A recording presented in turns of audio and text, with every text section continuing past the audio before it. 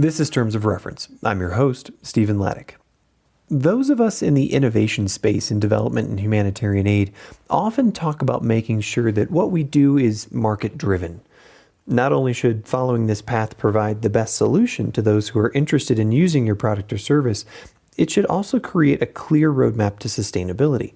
Because, after all, if you've created a solution with such value that the demand not only sustains your organization, but allows you to continue to refine and grow and take risks, or, in one word, thrive, you're doing something right. This relentless pursuit of providing a product of consistent high value is the passion that drives my guest for the 113th episode of the Terms of Reference podcast.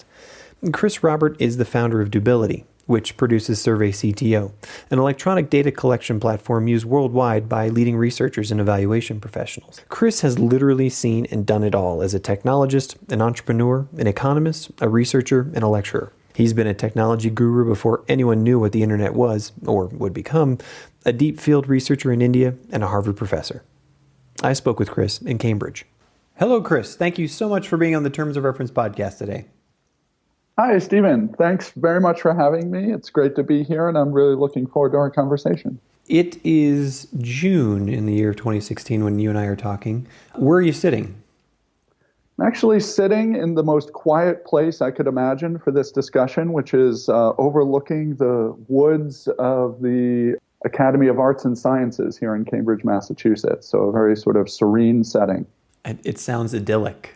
That's fantastic. You are the founder of a company called Dobility. The flagship project or the flagship product of Dobility is SurveyCTO. Why don't we start by you just telling us about that organization, why you founded it, why it was important to get it off the ground, and what you guys are doing these days. Sure.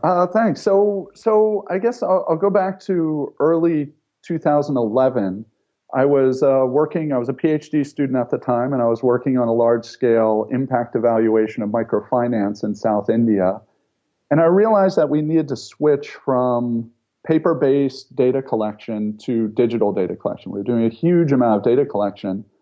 And, when there are squirrels eating and nesting in your survey forms, when you're getting something like 12% of household ID numbers wrong on average and you don't even know which households were interviewed, or, you see your team hauling massive rice sacks full of interview booklets up and down stairs and onto rickshaws and onto motorbikes, and RAs are having to stuff them into suitcases and haul them onto crowded trains to get them to a data entry facility in another city.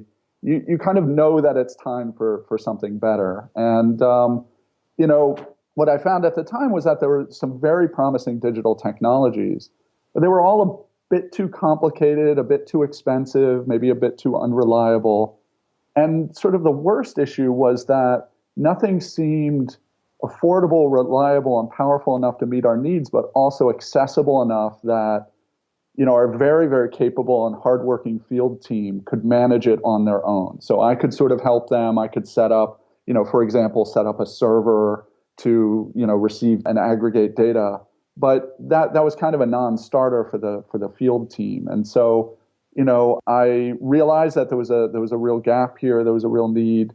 There was a great open source platform, Open Data Kit, which I know Annie Duflo at IPA has mentioned on a prior episode, and a lot of people around the world have benefited from. And that open source platform was really incredibly promising. And I saw that there might be an opportunity to build something on top of that open source platform that would sort of increase its reach and allow it to be accessible by a wider range of users, and sort of empower field teams in particular to use this kind of technology for themselves rather than needing sort of IT consultants or, any kind of consultants to manage things for them. So it's been, so that started there in my own project. It's still being used there. The project, evaluating the impact of microfinance turns out to be a long, complicated business. So we're still working on it today. But, since then, SurveyCTO, which came out of that, has been used in thousands of projects, millions of interviews, facility inspections, and so on in well over 50 countries. And this sort of fills my heart with joy. And, is what gets me out of bed in the morning and what gave rise to Dobility, which is the company that I formed to develop and sustain SurveyCTO. Before we go down the path of what Dobility is looking forward to in the future, you're sitting there in South India, you're working on a microfinance project. Are you just the lucky individual of having the right skills, the right knowledge, the ability to see the opportunity? I guess the better question is, as somebody who's running a project manager of a large scale evaluation, most of us wouldn't look up and say, hey, how can I throw a whole development task on my plate because I've got time to do that? What was that process like for you? So it's a good question. It's highly idiosyncratic. I think it's a convergence of a number of different threads in my own life. I grew up, I started with a Commodore VIC-20 and graduated to an Apple II computer, and I grew up writing code. And it's like another language for me. It's very natural. I look at musicians who learn music very, very early in life, and they it's a very natural thing for them. That's sort of how code and technology was for me. And so I spent the whole first part of my life immersed in technology, involved in the technology business well before I graduated high school. And so I have a deep connection with technology, but I'd left it for over a decade because I wanted to contribute to the world in what I thought would be more socially powerful ways. And so, I went off and, I taught English in Nepal as one does, and I volunteered on development projects. And then I ended up studying and getting 3 degrees in public policy and economics. And it was only at the very end of my studies and my own research when I realized how much I missed building things and things that lots of people could derive benefit from. So it was a bit sort of looking at the academic job market and my prospects as an economist and a public policy expert and thinking about what my life looked like and realizing that I was stuck using really lousy technology for my own research. And I was seeing people all around me stuck, really hamstrung by the technology they were using. And it was really this realization that, hey, wait, I kind of have this background in technology. Maybe I can find a way to combine my expertise in technology with my sort of newfound interest in the development sector and in social welfare, some of those things. So it was a highly, highly idiosyncratic convergence of different things that sort of led me to realize, hey, instead of going on the academic job market, what I really need to do is start a company. And did you start that company during, you said that you did it during the microfinance project. So that's what I guess my question is, were you burning the midnight oil to get sort of the prototype, your beta out and get it running? Or was it paid for by the grant that you were on or the project that you were on? Or how did that confluence of things sort of happen so that SurveyCTO could be born? So there was lots of burning of midnight oil. There was lots of just personal experimentation on my part. I have a phenomenal ability to seeming knack for doing things without any external funding or approval. And so this was like many other things that I do where, essentially it was just me sort of experimenting, trying to see what could work. My wife was very, very supportive, and we put ultimately a fair amount of our own personal savings into developing the first version and rolling that out. At the same time, I graduated from my PhD program. I started doing some teaching, which I loved, at the Kennedy School. And I loved the teaching, and the teaching was wonderful because it also gave me revenue that I could then feed into development of SurveyCTO. And so there was a period where essentially my day job was teaching and advising students, and then I was taking all of that money, and my night job was building up the infrastructure for Dobility and for SurveyCTO. So, one of the things that we like to talk about in this particular thread on the podcast is how does innovation happen? And what I'm hearing is, it's a classic, you've got the garage, basically you invested in yourself, you invested in your idea, and the company was born from there. Well, and I think, it's interesting because how innovation happens, in some sense, how it started. I guess I've been thinking a lot recently, listening actually to some of the other TOR episodes and conversations here. There's a HumTech 2016 Humanitarian Technology Conference going on right now, and myself and colleagues have been participating this week and had lots of interesting conversations. And how innovation happens in the development space in particular is something that comes up a lot in this sort of ICT for D space. And it might be in part because of my economics training, but to me, incentives really matter. And innovation, however SurveyCTO got started, like the way in which innovation happens now day to day for our company is, we set this up as a for-profit company. I'd definitely be interested to talk more about how that decision was made and the merits of sort of for-profit or donor fund or not-for-profit. But in terms of innovation, this sets up the circumstances where innovation is just completely a survival thing. We live or die by revenue. Digital data collection in particular is becoming an incredibly crowded space. One of the speakers at HumTech yesterday bemoaned the fact that there were something like 46 digital data collection platforms I'm sure, yeah. that they were having to consider. And for us, it's not purely a private sector, we're free market people, market pressure is a great thing sort of thing. Our social mission requires that we make it easy for people to drop us as soon as they have a better option, because we honestly don't want people using our software if they're better served by some alternative. And if we can reduce prices or even give things away for free, then we do it, again, because of our social mission. And so, the market pressures then on us to innovate become incredibly intense and unrelenting. We constantly either innovate or we die, and it really, really keeps us on our toes. I mean, it may become deeply uncomfortable at times, but I think it's an incredibly healthy thing, and it creates the incentives for innovation to happen not just once, but continuously. So take us to that. Why did you choose the for-profit model in a decidedly non-profit world? That can be a pretty touchy subject for some people. Well, it is. And, we see, I could tell in some of the conversations yesterday we were having with people in this humanitarian space that it made them uncomfortable that we're a for-profit company. And, the reality of it is I make less money today with a PhD from Harvard and a wealth of experience than I did when I was 18 years old.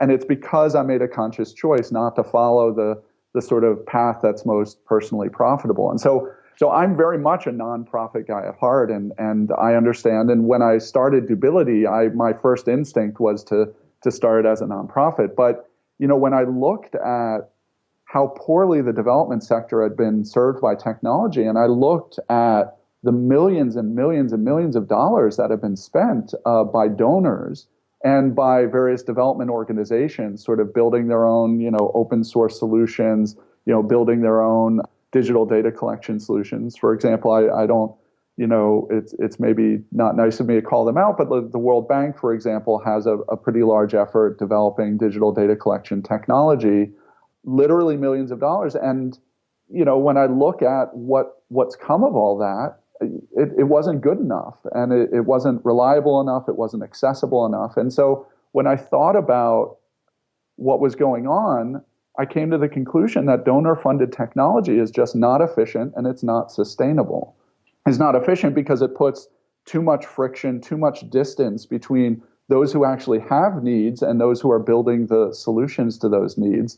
It's you have people satisfying donor requirements rather than satisfying real user requirements. And that's a major, major, major problem. And it's non-sustainable because this whole donor-funded model means that you have this funding cycle. You might get this great grant and hire this great team of engineers, and maybe they develop something that's pretty great, and they have this wonderful pilot, and they have a great communications plan for how to, and they open source it, they share it with all these people. But the reality is there's a funding cycle. That team is going to disperse. The grant ends. And you actually, I forget which episode it was on, but you once referenced, said that technology solutions are like living, breathing organisms. And I sort of, was so happy to hear you say that, because that's exactly what they are. Software development is hard.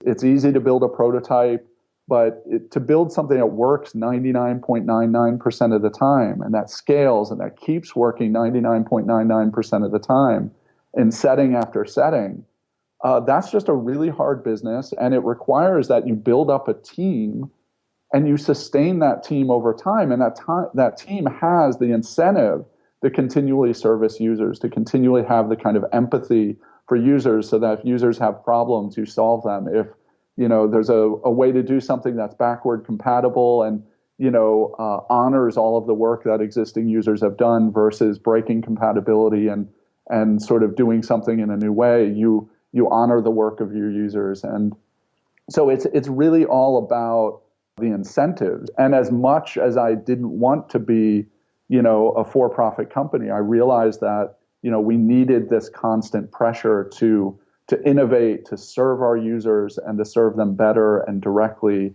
and that was the only way to really get the technology that these people deserve.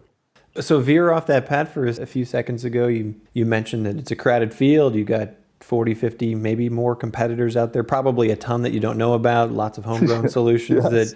Yes. I believe you me, I know that there's any number of people just like yourself, right, who are sitting in South India or Africa or Asia or wherever, who are like, this stuff doesn't work, so I'm just going to build it myself. What are you doing to innovate, to break the mold, to stay ahead of the pack, to add value, to, as you say, or I guess you've quoted me, I'm not sure if I should be embarrassed or proud, but to feed that living, breathing organism so that it continues to adding tremendous value?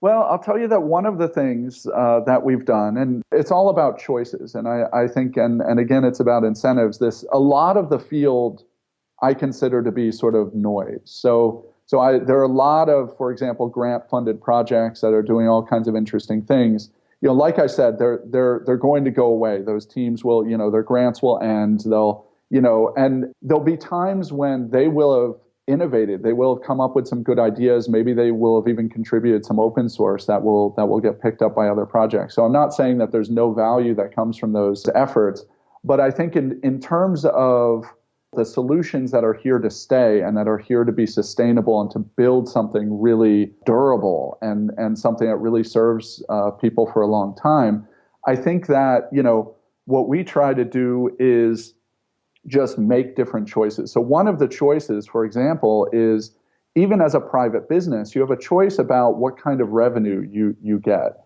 And one of the huge choices in development is, do you fund yourself primarily through services revenue, or do you fund yourself primarily through, for example, user fees, monthly subscription, licensing fees, like, something more like that that's directly tied to product or use of the product? And, for better or for worse, in the last 3 or 4 years, I've had friends, I've had colleagues who have started ventures in the development sector, and almost all of them have focused on services revenue, and they have exploded. And it's been, to be completely honest, I mean, it's hard to take sometimes watching, your colleagues starting these companies that sort of explode in revenue and staff, and they open field offices everywhere, and it's all very exciting. It's all very successful. They have, huge communications teams pumping out case studies, glossy websites. It's all fantastic. I made a choice a long time ago that basically I wanted to focus on a product where our users were not our army of consultants. Our users were actually the people who knew their needs best, which is, the researchers, the monitoring and evaluation officers, the people working in the NGOs, the people working in the field teams. I wanted a solution that served them, not a solution that served essentially our consulting army to serve them. And it's a different model, but I think, when we're serving users directly with a technology product, if something's, for example, hard to use, then what happens is that basically they lean on our support team. They hit us with question after question.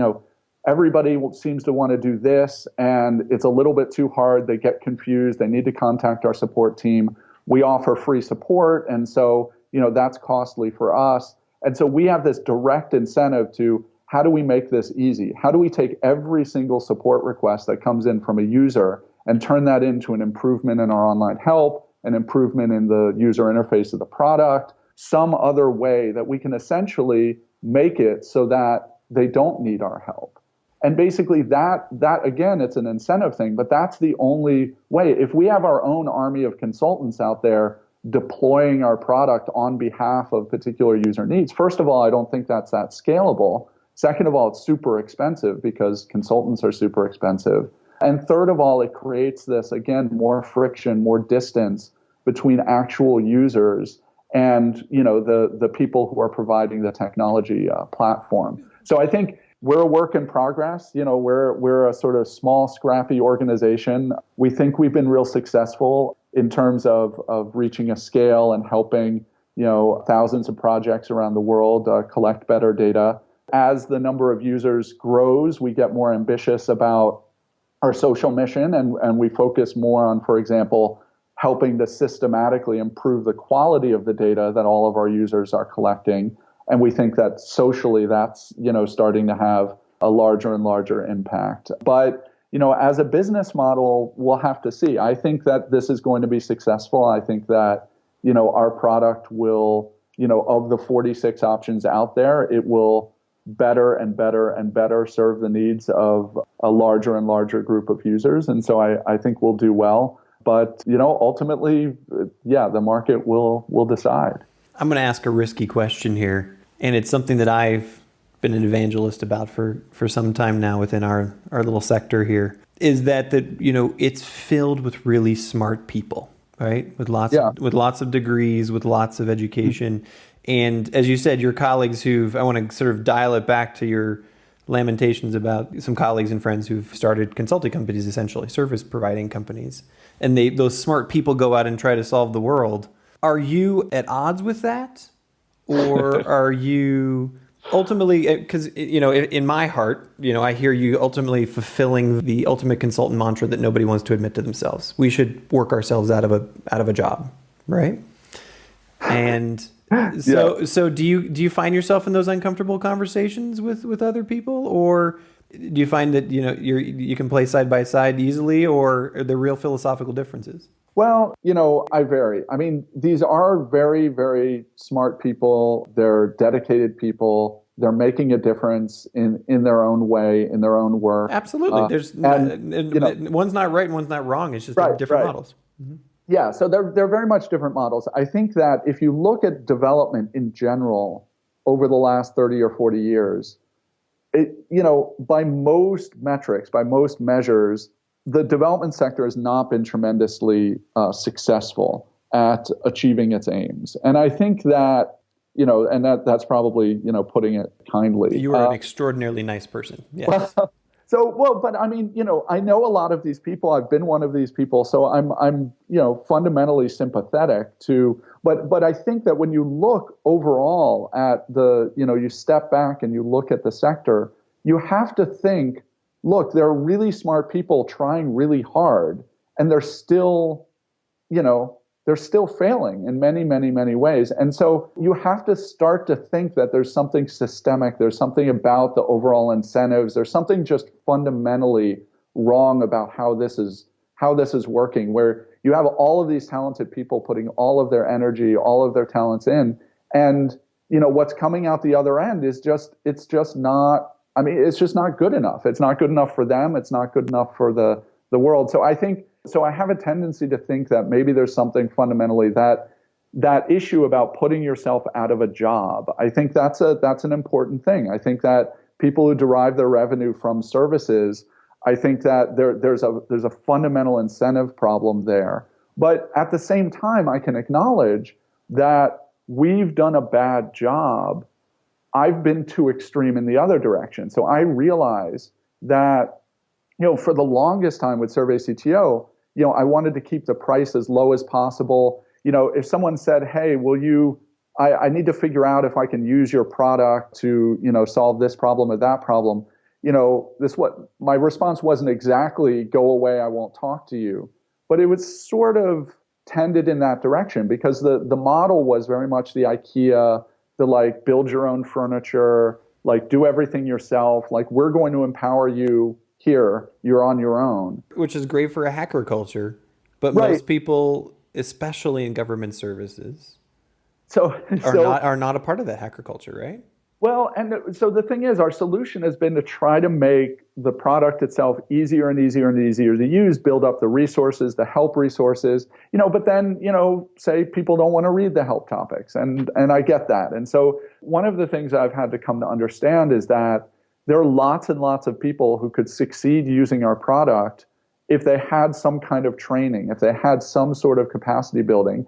And my distrust and fear and opposition to services revenue and my dedication to look, we're going to be about scale, we're going to be about our product living or dying on its own without being propped up by services revenue. I think that caused me to not recognize that there's a role for capacity building, there's a role for training, and obviously your listeners are going to think that, this is an obvious thing, and yeah, I mean it's maybe it is obvious. So we're trying to what we're trying to do now, we just launched a Dobility India subsidiary. And one of the things we're trying to do is, for example, this started in India, but we haven't seen take up nearly at the same levels in India as we have in other places. There are lots of projects in India using us, but the needs in India for, and the scale of data collection in the public sector, in by local NGOs at every level, there's just so much data and there's so much interest, growing interest in data-driven decisions. There's enthusiasm about big data, all of these things. It all rests on being able to collect high-quality data efficiently, and they can really benefit from SurveyCTO. And the fact is that they're just not today. And I think that, needing to have a sort of higher touch, a different way of interfacing, having some training options available, maybe investing a bit more in the interactions to help people understand when our product is or isn't a good fit. I think that those are the kinds of things we're going to work more, we're going to experiment with a bit more using this India subsidiary to understand how we can serve needs better, but, all the same not get sucked into sustaining ourselves on services revenue and then, sort of not improving the product because, that would undermine our services business. And how have you solved for, again, another thing that I'm an evangelist about, the boring work, right? Because you just said it yourself. This is something that nobody wants to admit to themselves in our sector. And I apologize, this is becoming sort of a dual interview here. You're giving me a great soapbox. But the work of data collection is horrifically boring, right? That yes. person or those people that you send out there, I don't care how sexy the tool is. I don't care what it is. Ultimately, you're on your 7th house or your 100th house that you're collecting data from. And you're like, wow, this is not the exciting development. Okay, it gets sexy when you aggregate, when you get up to that big data level, when you get to the analysis part, cool. And then we get to the infographics and oh my gosh, then we've got emojis, right?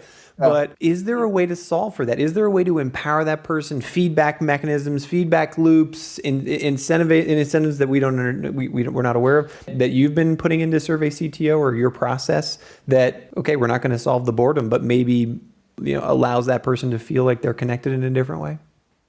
So definitely. I think that there are two different levels that I'll talk about how being really boring has been a challenge for us and what our approach is. So one is, like you said, at the sort of enumerator level. So the job of people who are going out and inspecting health facilities and filling out checklists or, interviewing households about, their, the minutia of their consumption or their financial well-being, this task is dreadful. And these are human beings who are doing this. And so, for example, there's often we talk about fraud in these settings. We talk about people sitting under a tree filling out surveys. And that's I'm glad that you said that. The banyan tree, everybody's sitting there just filling Yeah.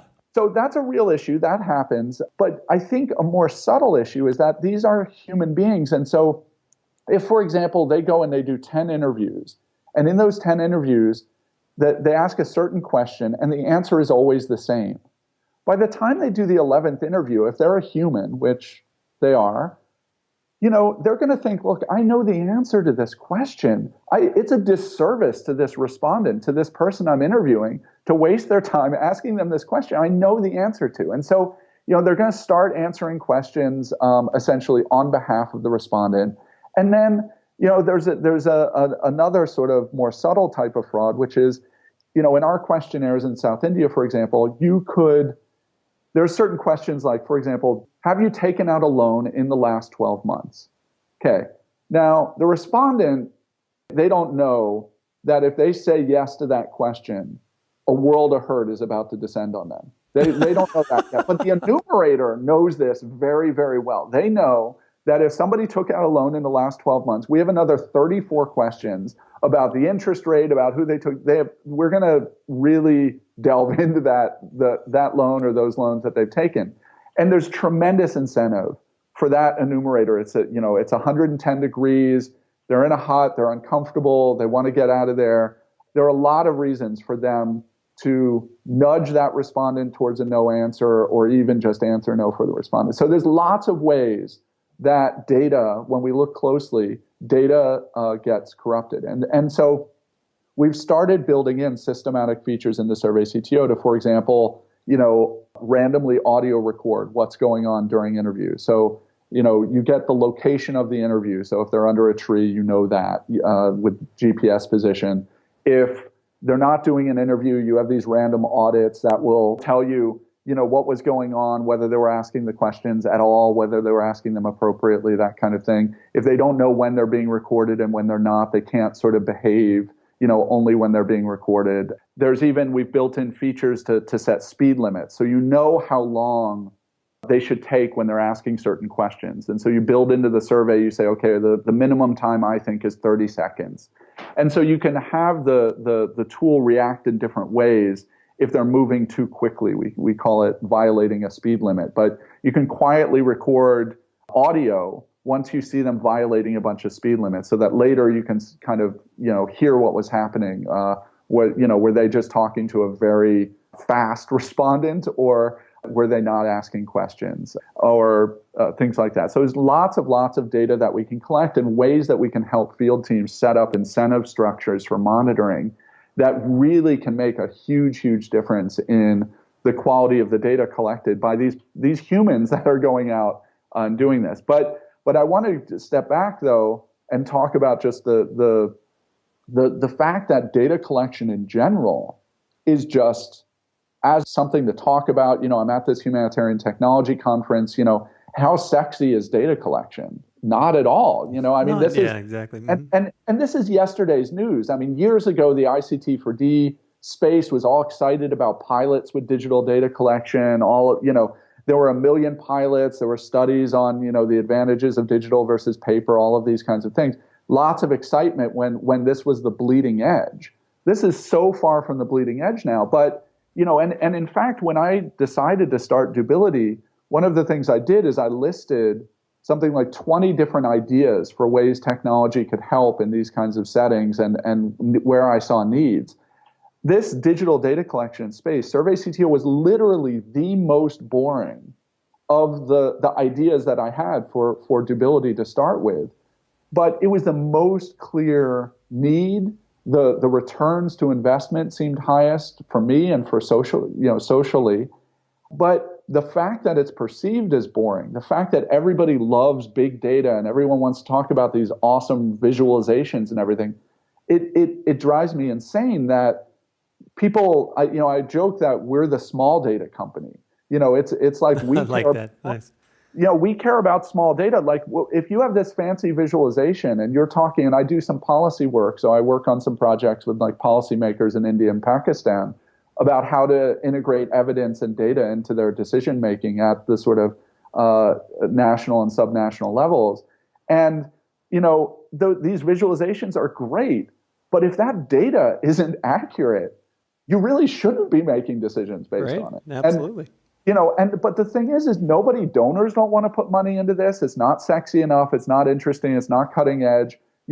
This is about scale. This is about reliability. This is about like the interview by interview, like how do we collect data we can trust? That's something that not that many people really seem to care about. And so it's been a bit of a struggle getting sort of any kind of interest or enthusiasm, certainly from the sort of glitterati of the development or development technology world, because, this is all sort of old news. Mobile data collection. Oh, how boring. Oh, how crowded a space. But the data that people are using is really poor quality if you look at it closely. And, we'll all be a whole lot better off if we can figure out how to make that better. So this boring thing it's luckily it hasn't killed us. It hasn't killed the space in general, but it's certainly come close. Yeah, I think that's a classic example of the boring thing being potentially one of the most important things, right? Yeah. I'm sure, unfortunately, my brain is failing me right now, but I'm sure we could go across any number of sectors and say, look, the most boring thing that out there is the one that actually the whole rest of the system stands on. It's no surprise to anyone listening to the show. I've been in the evaluation business for 12 years now myself, and I'm still befuddled to this day the amount of panache that is put behind, we need more data, we need better data, we need to evaluate, we need meal, we need accountability, blah, blah, blah. And yet, we'll walk up to a client here in 2016 and say, hey, can you just tell us how you collected data on your project? And they kind of look at us in deer in headlights and say, oh, well, yeah, we didn't really budget for that. Or, we had, we're not really sure. The indicators were really hard to put together. And I'm like, so which is it? Is it really, really important, or is it just lip service? It's a conundrum. Well, I really worry that we're settling into an equilibrium where donors demand data, projects have to produce data, they, report out all these quarterly reports, all kinds of things, but nobody really seems to trust it. And so basically everyone goes through the motions, they collect all this data, they report on it, but then nobody really makes decisions based on that data. And you have just named the elephant in the room. It's still going with your gut. Yeah, it is going with your gut. And I mean, it's actually, I rail as an academic and as a sort of policy person, I rail against the going with your gut. But, honestly, between us and I guess your listeners, if the data's not good, then, you should be going with your gut. You should be basing your decision on other things. If the data is wrong, then, relying on that data for your decision making would be a mistake. And so, so the question is, how do we get good data? And the problem is, a lot of it, there's so much. So for us, we've tried to market, and we're continuing to, just because socially we just can't do anything differently, is we're sort of focusing our company, our mission on this idea of data quality. And, but what we recognize, and what any business person will tell us is going to kill us, is that the people buying and using our product, the people on the front lines of collecting the data, often they're not the ones who care about the quality of the data. So many people, for example, outsource their data collection. So they say, okay, I need this impact evaluation. I need IPA and JPAL, some of the others you've had on your podcast. These people invest hugely in high quality data collection systems, but the vast majority of people outsource, the vast majority, and certainly the public sector outsources. So they hire a local firm to go collect this data. And the local firm is the one actually collecting the data. And they also, in most cases, are making choices about the technology and about the way the technology is being used. And they tell their clients, the government agencies, look, we know what we're doing. We're the experts. Don't worry. We're going to give you good stuff. They collect a bunch of data, but there's no real incentive for them to invest in the quality of that data, because the people who care about the quality of the data, they're so far removed. They're the donors. They're the decision maker who's ultimately going to receive the report. But they're so far from the people who are actually making the decisions on the front lines, and even making the purchasing decisions about what technology do we use to collect the data. It's a huge disconnect, and it's a huge fundamental problem to how, for example, we're trying to sell our technology in the field and to the people collecting data. And it's a little hard to see how you solve this problem, because you need the people collecting the data to care. Our job is to make it really easy, if you care, to collect higher quality data. but we can't really make it totally automated. We can't make it one click of a button and your data is high quality. You're going to have to care and invest a bit in it. And we haven't quite figured out how to create the incentives for that to happen. Let me throw one more conundrum on your table then for you to discuss, and that's governments who are interested in this data or other large institutions, by their very nature, are put here to create stasis, right? They're here to create security, they're to create stability, that the citizenry rely upon them for that, right? Rules, regulations, stability in society. They have extraordinarily long decision-making cycles, funding cycles, and purchase cycles, right? Yeah. You have that literally diametrically opposed to the, fail fast, constant evolution. Oh my God, what's the next plug-in culture of technology? How do you deal with that? Go.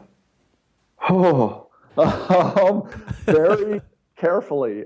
Because, the easier question for the people who are listening is, okay, if I'm going to go to the government of India or even a municipality or a local government, they're going to say, look, we want to make a purchase decision that's going to serve us for the next 5 or 10 years. Yeah. And you as a company need to say, wait a second, this technology is going to evolve, going back to that living, breathing thing, right? For the next, it's going to evolve every week. So how do you juxtapose that? Well, I think actually, so this is at this humanitarian technology conference. One of the keynote speakers yesterday was talking about how they can't be thinking about technology that's only used to respond to crises, because basically it's never going to work. You're never going to, what you need are basically technology solutions that are evolving, being funded, being improved in daily use in other settings, in non-crisis settings, that can then be deployed and used effectively in crisis settings. And I think that, this was a powerful point. And I think that, for me, what I'm finding is that, cracking this nut of how do we improve the quality of data and the quality of the technology that, for example, the public sector is using to collect huge amounts of data. So, for example, in India, it's, that sales cycle for us, that process is very slow moving. Essentially, we couldn't hope to innovate and evolve a platform if we were waiting around for government agencies and if we were trying to fund ourselves purely from those government agencies. So I think, part of our strategy, we've been very, very lucky that Innovations for Poverty Action, Poverty Action Lab, Social Impact, World Bank, Clinton Health Access Initiative, lots and lots of organizations have adopted SurveyCTO. People who were on the front lines, who had control over data, who understand the value of quality data, who saw where technology could help. And, these organizations have been, they pay our user fees and in large numbers, and they're helping us to build and sustain a technology that now, it maybe takes us 12 months to I've had conversations, for example, with the Ministry of Rural Development in India. It might take us another 12 or 18 months to get through a process so that they can leverage our technology in certain data collection efforts in India.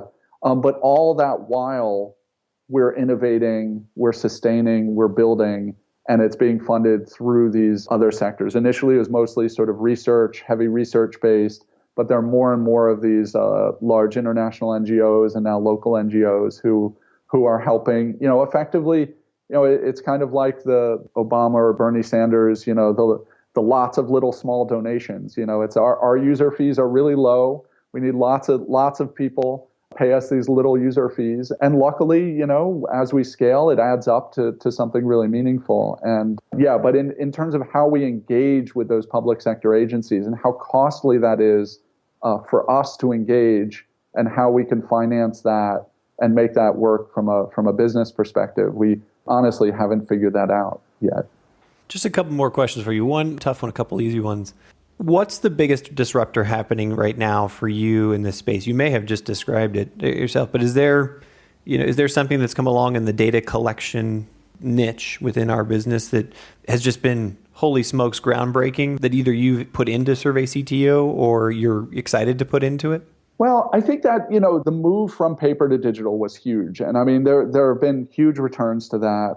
I think mobile technology in general has been moving so quickly. The price point, the level of technology that you're getting for a cheaper and cheaper rate in developing country settings is just unbelievable. And so now you have these new like crowdsourced data collection type initiatives. These are very sexy. If you want to look at where the donors are looking to put their money now, it's these really sexy, more crowdsourced, more direct, sorts of technologies. So at this humanitarian technology conference, I went to a session. There was a speaker, Patrick Meyer, talking about drones, UAVs, and the use of these new types of technology in humanitarian settings. And I went in super cynical and thinking, this, we're going to talk about 5-10 years out sort of stuff. But that technology is moving so quickly that I had to admit by the end of his talk that,